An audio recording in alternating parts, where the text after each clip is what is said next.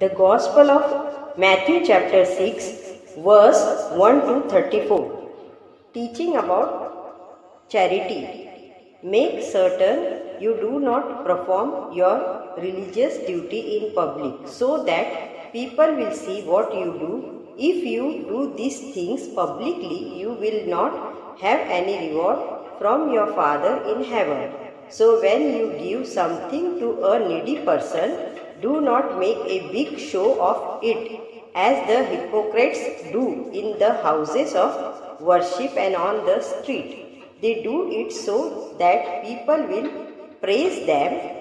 I assure you, they have already been paid in full. But when you help a needy person, do it in such a way that even your closest friend will not know about it. Then it will be a private matter, and your Father who sees what you do in private will reward you. Teaching about prayer. When you pray, do not be like the hypocrites. They love to stand up and pray in the houses of worship and on the street corners, so that everyone will see them. I assure you, they have already been paid in full. But when you pray, go to your room, close the door, and pray to your Father who is unseen, and your Father who sees what you do in private will reward you. When you pray, do not use a lot of meaningless words as the pagans do, who think that their gods will hear them because their prayers are long. But do not be like them. Your Father already knows what you need before you ask Him. This then is how you will pray. Our Father in heaven, may your holy name be honored. May your kingdom come. May your will be done on earth as it is in heaven. Give us today the food we need. Forgive us the wrongs we have done, as we forgive the wrongs that others have done to us. Do not bring us to hard tasting, but put us safe from the evil one. If you forgive others the wrongs they have done to you, your Father in heaven will also forgive you. But if you do not forgive others, then your Father will not forgive the wrongs you have done. Teaching about fasting.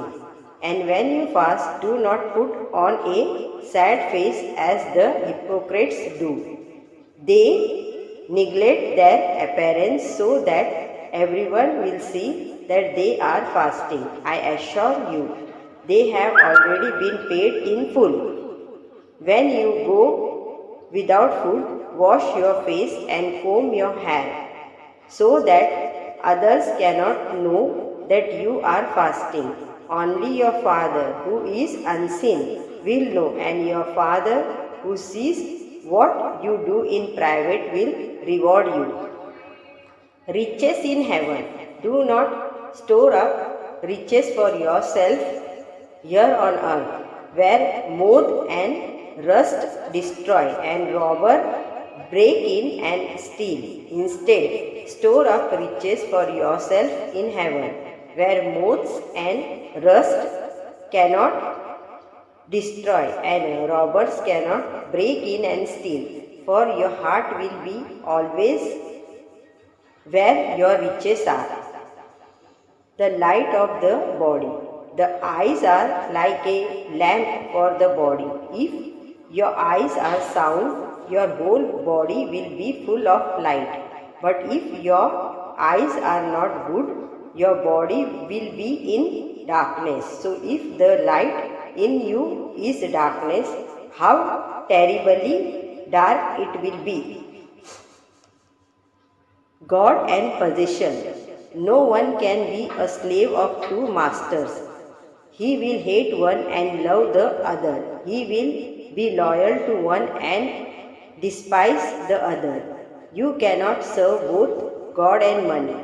This is why I tell you not to be worried about the food and drink you need in order to stay alive, or about clothes for your body. After all, isn't it life worth more than food, and isn't it the body worth more than clothes? Look at the birds. They do not sow seeds, gather a harvest, and put it in a barns. Yet your Father in heaven takes care of them. Aren't you worth more than birds? Can any of you live a bit longer by worrying about it? And why worry about clothes? Look how the wild flower grow. They do not work or make clothes for themselves. But I tell you that not even King Solomon, with all his wealth, had clothes as beautiful as one of these flowers. It is God who clothes the wild grass that is here today and gone tomorrow, burned up in the oven. Won't be all the more sure to clothe you? How little faith you have! So do not start worrying. Where will my food come from, or my drink, or my clothes? These are the things the pagan are always concerned about. Your Father in heaven knows that you need all these things. Instead, be concerned about everything else with the kingdom of God and with what He requires of you, and He will provide you with all these other things.